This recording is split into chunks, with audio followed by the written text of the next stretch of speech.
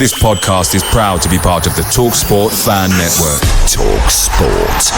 Powered by fans.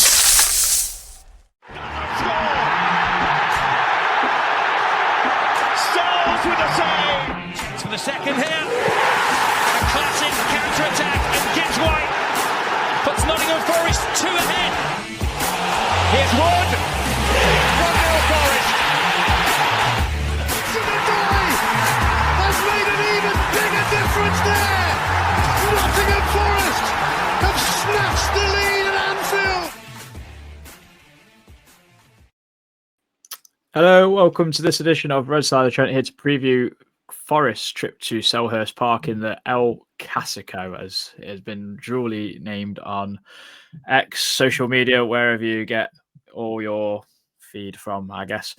I'd like to be joined by Reese Lane and Alex Oakes on this one. Reese, how are we? Good, mate. Yourself? Yeah, very good. Donning the new away shirt. How are you enjoying that? Europa League badge, full inside. Sure, that's the Crystal Palace fans. I like the Stone Island badge. That will be this weekend. It is, isn't it? It's the fucking you get your badge and look. I mean, it's surreal, isn't it? Really, looking down at it after all the years of Empower Championship and Sky Bet Championship and Nationwide Division 1 back in the day. So yeah, incredible, really. Have you heard about Champions League badges being straight away being peeled off and stuff, especially at Newcastle? I've heard. Yeah. Good. Maybe another time for that for Forest. Hopefully, we'll grow into it. Alex, you well? Really good, mate. Thank you. Yeah, loving the new intro as well. Oh, Brilliant. thank you. Yes, yeah. Jimmy's smashed it. I mean, first time you've both seen it actually, like whilst doing the pod. I mean, thoughts. I mean, do you like good. the clips? Reese picked out all them clips. Yeah, I was going to say credit to the person who picked out all the clips, but it came off in my thunder. So yeah, it's good, isn't it? I think as well the clips are really good for the crowd noise after the goal. The Everton one, especially where you can hear it hit in the back of the net, and then the crowd in that lower tier at Goodison, which was obviously for the last time. So yeah, I really like it. I should do because I picked it. It's absolutely cracking, and Jimmy's smashed it. I mean, I can't wait till we show the European one. There's some good stuff in there as well. Obviously, Palace away this weekend, but Alex, I'd like your thoughts from the weekend as we've not got them yet. I mean, it was a cracking opening day win against a bogey side of Brentford. You must have gave it to your one Brentford, mate. I know you've got one because you seem to know a fan from every single club, weirdly. Yeah. Well, him and his brother are the only ones, so it's about as comprehensive a first half as I think you'll ever see a Forest side have. Certainly since Fulham at home last year.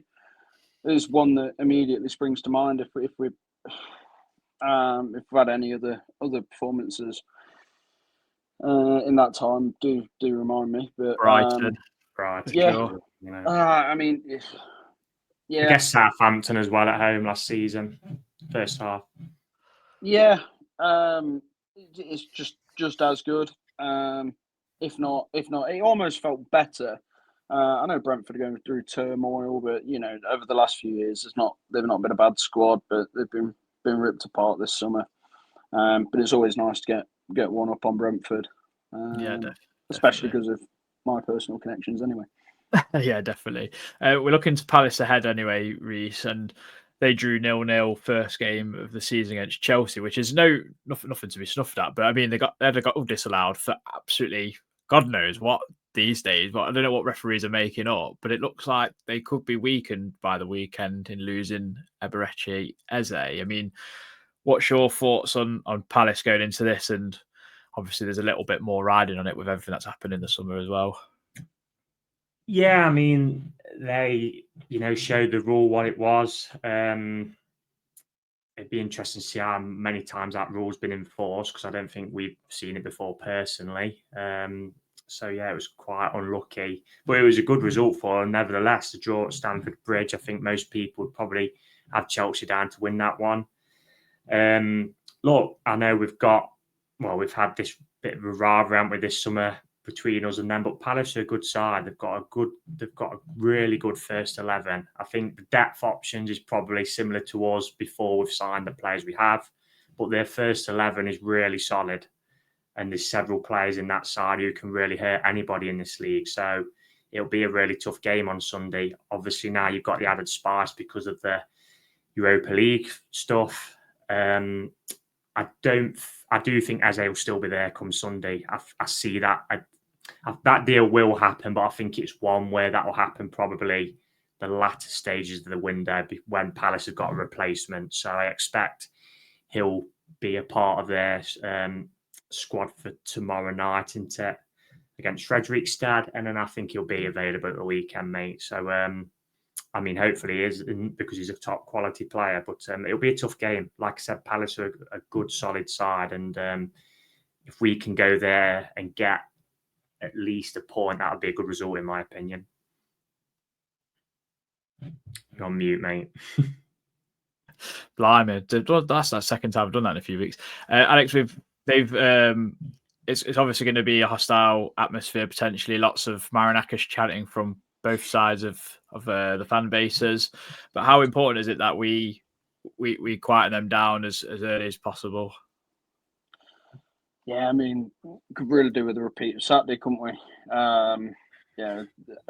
Opening up with a goal inside 5 minutes. Got the City ground going on Sunday, and it needs to have the opposite effect on this Sunday. I'm not used to saying Sundays over Saturdays. I think Palace's home crowd generally are okay. They seem to be some of the better fans in the league, as and when they want to be. But yeah, I think nick an early goal and sort of really shut down the place. Get to half time with the lead, and sort of I think all hope will start slowly fading. I'm going to disagree though. I think Eze goes this week. And because I think I've heard the El Kanous deal is like so close that I think the exchange could well be done this week. But credit to Eze, he's not pulling a Wissa or an Isak. He's still training as contracted players should be. He's doing the same thing Gibbs White did. Remaining professional with it. But yeah, like I say, early goal on Sunday and really dampen the spirits of him and sort of hit him for 2 or 3, hopefully. continue good form start to the season. I mean, I just wonder if that's so close to happening and Eze's going to go Spurs, whether he'll actually play and risk getting injured, because that happens quite often, doesn't it, Reece? So it's an interesting one in that aspect. But how do we approach this game? Because obviously we've gone to Palace in the past couple of seasons, 3 seasons now, and I think we've drawn every single one away at Palace. I think it's been 0-0 and 2-1 draws. So it's obviously always been a tight affair. I think we've beaten twice 1-0, haven't we, at the City ground, and drawn the other game if I'm not mistaken, or if we won all 3, I can't remember now. But drew 1-1. Drew 1-1. Wood scored that header over Henderson. Of course, yes. So they've always been tight affairs. There's never been really a goal fest in these games. So what do you see as being maybe the key to unlocking that Crystal Palace door? Because Glaston's got them well drilled. They've not lost for 10 games in the league since obviously coming over from last season and beating a lot of good teams in that run as well. Yeah, I mean, we're their bogey side, aren't we? Because 6 games, we haven't, touched wood, so far been beat by them in the Premier League since returning. Look, like I say, they're a good side, Palace. I'll sit here with a neutral's hat on, and like I said again, they've got a lot of players who can hurt anybody. So we've got to be. It'll be a lot tougher game on Sunday than it was last week, and that is definitely for sure. You're kind of hoping really they're given a real good game tomorrow night by Fredrikstad, but I don't expect that to happen. I actually think they'll pretty breeze that tie and it'll be over by the end of the first leg. But it is still 90 minutes in the legs. They're going to obviously play a strong side to make sure there's no slip-ups in that tie. It'll be an interesting one, won't it? I do think it'll be a draw again, mate, to be honest, and I think that would be a decent point for us. They play the back 3, don't they, with Riches, Lacroix and Gerhi. You've got the wing backs. I mean, Munoz is an absolute flying machine. He was an absolute bargain of a pick-up. So I think they only paid about 7-8 million for him. And, I think he could play for pretty much most sides in the league, couldn't he? Obviously, Adam Wharton's highly rated. Will Hughes, look, I know he's ex-Derby and our fans hate him, but very steady at this level. He was their best player on the home game for us last season, in my opinion, for them that night. And then obviously, if Eze is still there, he can hurt you. Ismail Sarr can hurt sides, and same with Mateta. So, yeah, I think it'll be a very tight game, mate, to be honest. I think, like Alex said, the crowd will be up because of what's happened this summer. So what Forest have got to do really is just don't concede an early goal and just quieten the crowd down and grow into the game a little bit. And we'll see how we go. I mean, an early goal would be fantastic, wouldn't it, as it was the weekend just gone. But yeah, it's going to be an intriguing game, I think, this weekend. Yeah, I mean, let's look at Palace's team from the weekend. I mean, discuss this with Terence from Winging It for our preview of our position fan. They went with Henderson in goal, Richards, Gurley, Lacroix, as you said, Reece, and then the two fullbacks of Daniel Munoz and Tyreek Mitchell, Wharton and Hughes in central midfield with Sarr and Eze supporting Mateta. I mean, Alex, it's a really good first 11. Obviously, they've got a couple of players that can come on in a little bit of depth with. Just trying to think now who they've. Alex's favourite, Nketiah. He's injured. He's injured, is he? Oh dear. Yeah. So like, you can't score past that. So I mean, this looks quite a solid sort of side, but I mean, where do you think we get our joy really? Would you say, Alex? It's hard to say, isn't it? I mean, usually my answer to most of these questions on the opposition would be sort of down the sides. But Lacroix is one of the sort of the better centre backs in the league. He was brilliant last year. He sort of flew under the radar slightly. Mitchell can be. I mean, we've seen it in games against us. He could be defensively lacking at times. I don't think we get a lot of joy down that right hand side, like you say. I think Munoz is really, really, really good. I rate him highly. Look at the middle of the park, Wharton and Hughes, as Reece said. Will Hughes, if you take sort of the Derby bias out of it, he's been a steady central midfielder at this level for a number of years now for both Watford and Palace. Wharton, for me, he's one of the best talents, full stop, in the Premier League at the minute. Genuinely, I couldn't tell you. It's hard to say. It may come down to something like set pieces. Which team can have the edge on set pieces? But yeah, like Reece said, I think it's going to be a very tight game. It's going to be a difficult one to break down, especially at home. With that back three and no slouches, and so we know what Henderson's about. He's got a blunder in him every now and then, but overall, he's a decent keeper. I mean, Reece, do you see us playing the same way as we did on Sunday against Brentford against this Palace side, or do you see us setting up a bit more to allow them to come onto us a little bit, and we try and hit them on that counter that we're so well known for, or do you see us moving in this different style where we actually start pressing teams a lot higher up the pitch and forcing them into some unforced errors? I mean, we saw everyone doing it last week. Even Sangare was getting a nosebleed pressing Matthias Jensen, I think, from Brentford, like on the edge of his penalty area. So it's going to be fascinating to watch how we approach this because of what we saw last week. Well, I think Alex is right there with the set pieces. Last year's game was a penalty for them, and I think our goal was recycled corner, wasn't it? I think it was basically cleared, and we hooked it back in, and it come off Murillo. So I think Luke Williams used to say that, didn't he? The Notts manager, it's not over till it's over a corner. So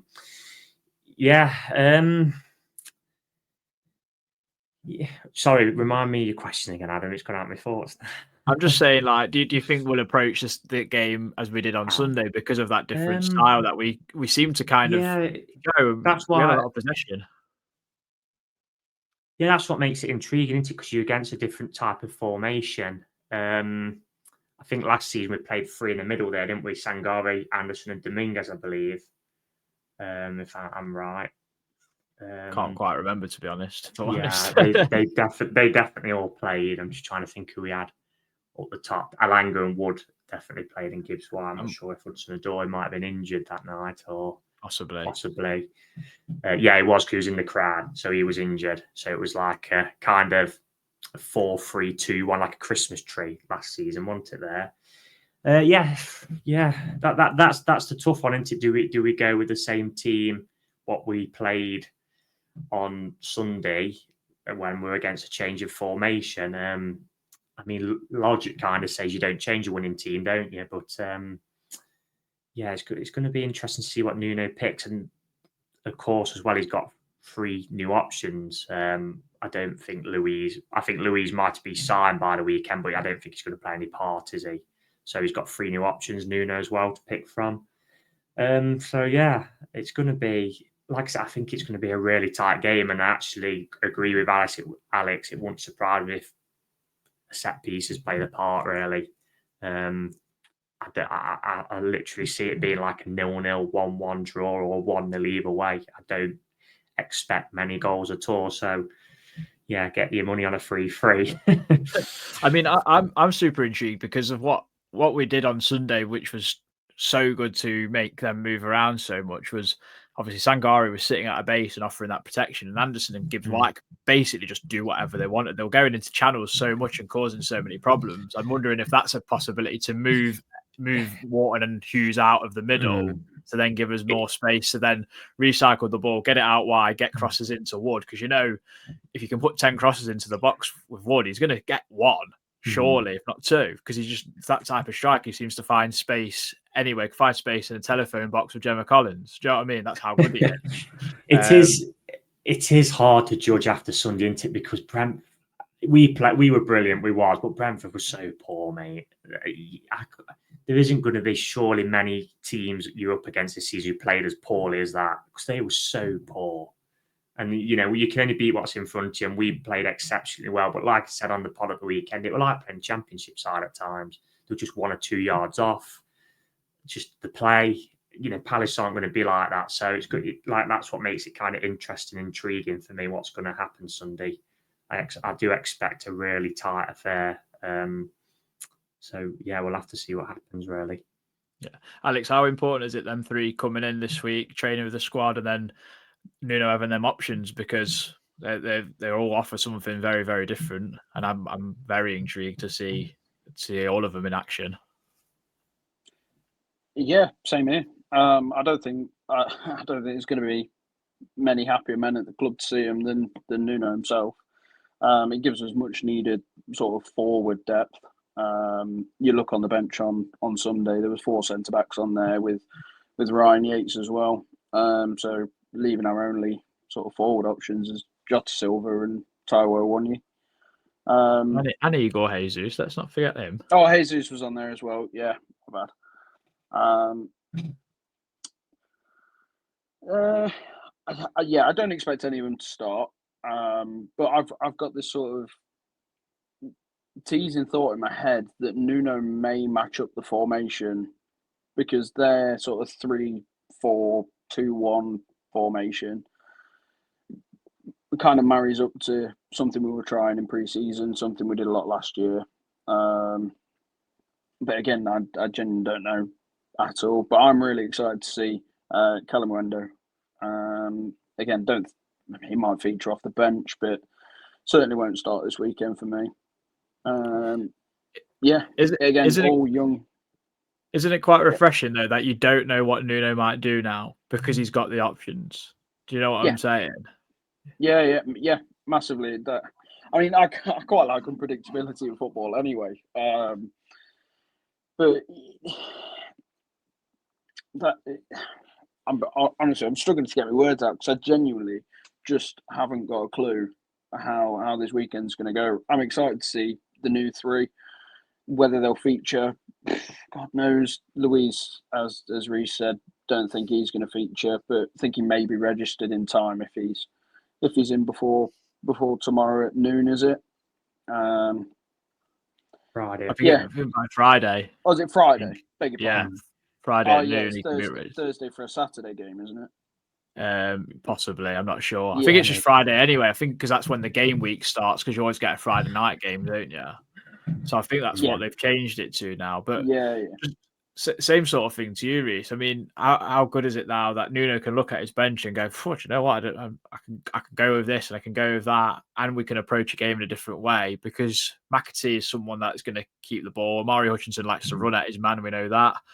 And Callum Wenda, I mean, your guess is as good as mine because I've really played Football Manager so many times and know what he's like on there. I've never watched Liga, but he strikes me as a bit of a Jermaine Defoe type striker from watching his highlight reel. So I'm excited for one of them. I generally feel like now, if we go a goal behind, I know we've not seen it and the proof will be in the pudding, but I feel like we've got the options now to actually go and chase a game with some actual purpose.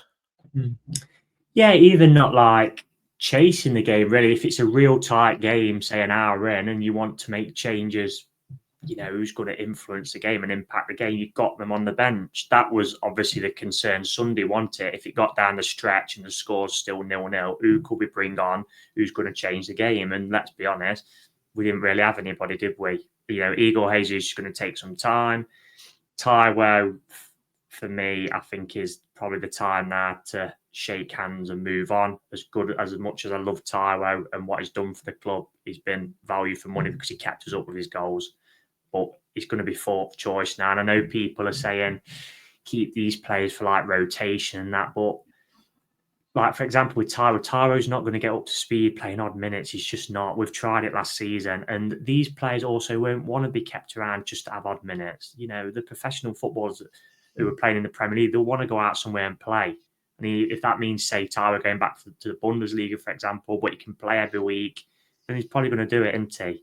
And then we had Jota Silva come on, who's very hot and cold, and he's also pretty much halfway out the door. So, you've now got 3 players who are new signings who are going to come on and impress because they'll want shirts. Hutchinson will be looking at one of them will be looking at the right wing position. Callum Monday will be looking at Chris Wood's position. As much as good Wood's start of the season, we know how Wood's age example, he's not going to be playing 90 minutes every week, and you've also got McAtee as well.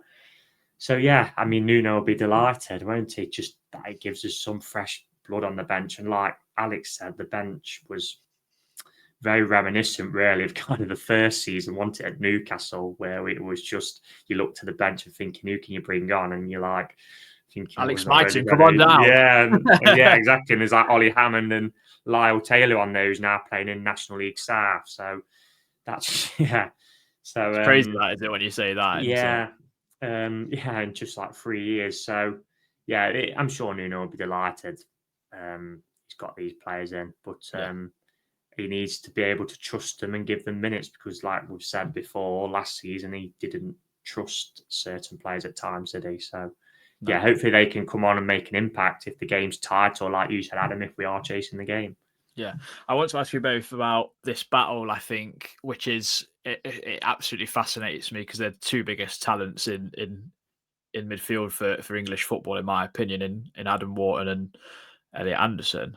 Both of them, I think, should go to the World Cup, in my personal opinion. But I'd like to know, like, how big is this of a battle between the 2 of them, and who do you find? I mean, we've got back Anderson, obviously, but I mean, it's going to be such an intriguing battle. I mean, Anderson was everywhere on Sunday. I expect more of the same, to be fair, this coming week.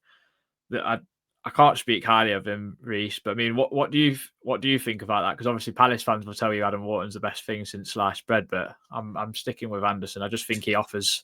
I think he's got that bit more about him that I like. I don't know why. I think Anderson's probably a little bit more attacking minded, isn't he, than Wharton. Look, we're going to be the same with Anderson, aren't we? We're going to defend his corner, and Palace fans are going to defend Wharton's corner. It will be a good battle, mate. And also, they're both midfielders, Hughes and Wharton versus Sangare and Anderson. I've had me scepticism at times if Sangare can do it in a 2, and he's got the chance to prove it on Sunday because that'll be a really big test for us in there with an experienced Premier League midfielder in Hughes and also like Alex said, a real good talent in Wharton. So yeah, it'll be a good battle. I agree with you, Adam. I think they should both be on that plane to North America come the summer. I'm hoping they both are because I think apart from probably Declan Rice, I think England have not really got, I'd say, anyone who you could stick your hat on in that centre midfield position. There's some all right players, like Conor Gallagher's decent, for example. Curtis Jones is all right, but I wouldn't say like the quality of Declan Rice, you know what I mean? So yeah, it'd be an interesting battle, that will. It is such a tough one to call. That's why we're kind of struggling, really. I'm not really sure what to expect. And, you know, this is why Nuno's paid the big bucks, because it's going to be a real tactical battle, I think, between him and Glasner, you know, two both very good managers, as proven last season. So, yeah, I'm intrigued by Sunday, I must say. Yeah. I mean, Alex, if Anderson has a battle like he did with Morgan Rogers last season at the City Ground with Wharton, I mean, how do you see that going? Because for me, I think Anderson will take him into places he doesn't want to go, like running into channels like he did on Sunday. Like he was doing that so often and picking up the ball in all sorts of positions. I can't imagine Wharton really like going with him in all those places 100% of the time. I just feel like that could be an area that we exploit a little bit. Yeah, completely agree with you, mate. I think Anderson is more of an athlete, and Wharton is sort of marginally technically better with the ball. With what he does, I think he's more intricate with it. Both have very, very different qualities, but in the same sort of way. It makes sense in my head. I know what you mean. You'd sort of put them in the same box, but they do different things. Yeah, I think Wharton's one that you can, if you get stuck into early, which is sort of a polar opposite to Hughes. If you get stuck into Wharton early, there's a good chance he could back out of 50-50s. Do that to Hughes, it'll go in 10 times harder. So I think Wharton's sort of the easier player to target in the midfield too, especially for someone as physical as Anderson is. But the good thing about Anderson is he's got the sort of the Will Hughes side of him. Is if you kick him, he's still going to go back at you. He's still going to carry on running at you. He's not going to give a rat's arse, because that's just kind of the player he is.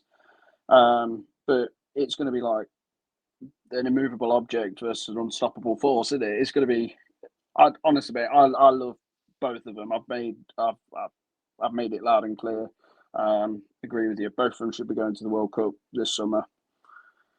But yeah, I'm hoping Anderson edges that battle in midfield. I think he will. Well, in the main event of Steve Parish versus Evangelos Marinakis at the half-time show, I think Marinakis will put him in a headlock and then choke slam him. So that's what I'm going for in that. Reece, are you sticking with 1-1 draw then? Is that your prediction? Is that your score prediction? Yeah, I'm going to go for a 1-1 draw, mate. Like I said, I think my tip is probably under 2.5 goals. I think would be probably my tip. So, like I said earlier, then it'd probably be a goal fest. But yeah, I think it'll be a draw, mate. Yeah, Alex, what are you saying?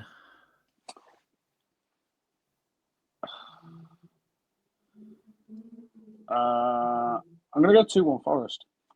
2-1 Forest. I'm going to go 1. I think I'm going to go 1-0 Forest. I just think I think a substitution might play a part in it. I don't know which one, but I just feel like our bench is going to really help us, where I think it actually really hinders Palace. I don't think they've got much to bring off the bench personally. I just think that they rely so heavily on their first 11. So that's for me. Just more news, obviously, it's come out that there's a here we go not too long for Douglas Luiz. We've mentioned Reece. It's a cracking signing if we get the Villa version of Douglas Luiz, because he's experienced in Europe and experienced in the Premier League. I mean, how big of a statement is it getting that type of player in, and someone that's obviously going to be looking to make the World Cup squad for Brazil this season? Yeah, so he's got points to prove, mate. Like you said, the Brazil squad, he's had a stinker of a year at Juventus, and I mean, he went over there with his now ex-partner, didn't he? And they've now split up. So I don't know if he's just needs a fresh start, because footballers are humans after all, and off the pitch things can get in the way. You know what I mean? So yeah, I think it's a good deal as well. If it's the one that Ornstein was tweeting about, where it's kind of the loan to buy with, if he plays a certain amount of games, it becomes like an obligation and that, because we can kind of have a bit of a tire kick then, can't we? at him, and if it doesn't work, we're not kind of lumbered with someone who is getting more close then towards 30, who's not required. So yeah, I'm on the face of it. If that's the deal, I'm really excited about it. Really rated him at Aston Villa. There's a reason why Arsenal wanted him for so long. And there's also, I know it was kind of down to PSR, but Juve are a huge club in Italy, looking to win the Scudetto every season. So there's a reason why they took him. So hopefully he can come in, mate, and do well for us. Yeah, Alex, any thoughts to add to that? Happy? He could score a free kick. Yeah, I really like the signing. I wasn't keen on him when he was sort of linked last year, but as the squad's developed, I think he's sort of one of the missing pieces. And as Reece reiterates all the time, it's a squad game. It's like not everyone we sign is signed to be a nailed-on starter every week, because we're going to play, 50, 60 games maybe? I was going to say close to 60 games this season. If we do well enough. So like you mentioned guaranteed earlier, 48, aren't we? There's a guarantee. Yeah, exactly. So Hutchinson, McAtee, Calamuendo, Luiz, they're all going to get time to shine. But Luiz brings sort of that X factor about him, doesn't he? He's been here before. He's done it. He's done it in the Champions League. Didn't work out for him in Italy. Granted, but again, you don't know what sort of circumstances are there. But as Reece said, I think the loan to buy is a good deal. But it all depends on, as I saw earlier, I think it was David Ornstein's tweet, that it's an obligation if he completes so many matches, and an option if he falls under that. We've still got the option to buy him. But it really depends, because we had the obligation on Chris Wood, didn't we? And it was, 10 appearances or something. So it may be something. It may be something daft like that. Was it what? Was it like 3 or something stupid? I'm sure it was something stupid. Because at the time, everyone was most people peed off on me. That didn't turn out too bad, did it? Football. Yeah. But yeah, I'm really looking forward to it, and someone who can finally sort of take a set piece at the top level and hopefully improves in that aspect, because we've got big lads in the box every week. And we do find ourselves in positions with direct free kicks that Morgan doesn't get on target. I think Nico had a go towards the end of last season. Scored a banger for Wales, though, granted. So he's got it in his locker. But yeah, I think he adds so much to this squad that it's going to be worth its weight in gold. And fingers crossed, I think is the best thing we can do in this situation. Yeah, definitely. I mean, I'm looking forward to it. I know, Alex, I saw your tweet about the PFA awards as well, and you're saying about Chris Wood. Why are you being so humble? What would you have liked him to have said instead? I'm the world's best. He's always like it, isn't he? He proper loves teammates. Loves it. Yeah, no, I mean, I don't like arrogance in a footballer, but bit of self-confidence, you've scored 20 goals in the hardest league in the world. You're not a slouch. Like, it's not completely down to your teammates. You are a very good player. But yeah, I love Chris Wood. But yeah, the humbleness. Sometimes I wish he'd just go, I'm mint. I score a lot of goals, and yeah, he's great, isn't he? Reece, I don't know if you know who JJ Bull is, but he made that Chris Wood song. I'd have to show it you on TikTok, but he's petitioning for this song that he made to be doing the rounds every time he scores. But I mean, he's 10% in. I mean, two of our players got in the PFA awards. I mean, 3 years ago, would you even have imagined that when we got into the Premier League? Because it's a bit surreal just for that, to be honest. Never mind what else is happening. Yeah, I mean, God, especially with the 2 seasons before the last one, we were literally just in this league, weren't we, just surviving, really. Like last season, we kind of expected, to go up a few places and, be on the beach with half a dozen games to go, didn't we? So to have the season what we always have, and now I'm sat here with this European badge on my arm, it is crazy, mate. It's like, I think if you was to sit down and actually properly talk about it, and that, it's just mental, really. But look, they both deserved it. Sells for me was the best keeper in the league last season. I mean, he got the same clean sheets as David Raya, but the improvement in him was incredible. And Wood, 20 goals, it speaks for itself, doesn't it? Yeah, they both deserve to be made, and it's brilliant for the club. Yeah, it's proper pinch me kind of stuff, isn't it? It's just absolutely ridiculous, really, but thoroughly deserved. Yeah, hopefully we have a few more in this season. That means Course, we'd have an equal, or if not better, season. I'm looking forward to it. Obviously, it's gonna continue to kick off this Sunday. I mean, it's on Sky if you can't watch it. I mean, there are other ways of watching it probably. Selhurst Park. I think it's 2:00 kickoff, Reese. Correct me if I'm wrong. I think so, yeah. Get used to that. We have to get used to that. Alex, are you going? Are you making the trip? I am, mate. Yeah. Row 5, so I'm actually going to see some football. Don't forget to get the badge in. I mean, Reese went last season, had the worst seat. I went the season before, had just equally bad seat with that bleeding stanchion in the way. I stayed in Croydon as well last year, which was lovely. Yeah, I've been from, I think, 6 rows every time I've been, so I've seen almost half a game of football. So it's what I've made no secret of it though. I love Selhurst Park. It's one of the old traditional grounds. I mean, the view's a bit cack for some, or a lot towards the back, should we say? But I honestly, mate, I love it. And before this whole thing, I used to really, really enjoy conversations with Palace fans outside the ground. Ended up talking to a woman last year from South London who met her husband in Nottingham. Moved up here for 20 years, and they moved back when they were in the mid-50s. So it's just, in general, you can't. I don't think you can tar a fan base with the same brush you see as some people on Twitter. Because I mean, we've got them as well. I can't say what I think of them, but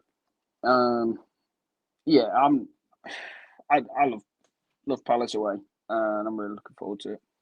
Great, bro. Hope you have a nice trip.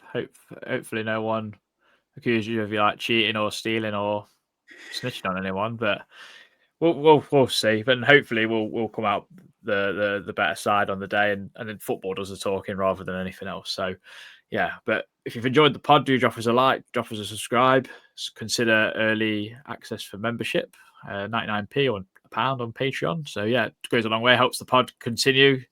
Might buy Alex a microphone with all of our winnings, all our earnings, because he deserves one. And we'll see you in the next one. Come on, you Reds.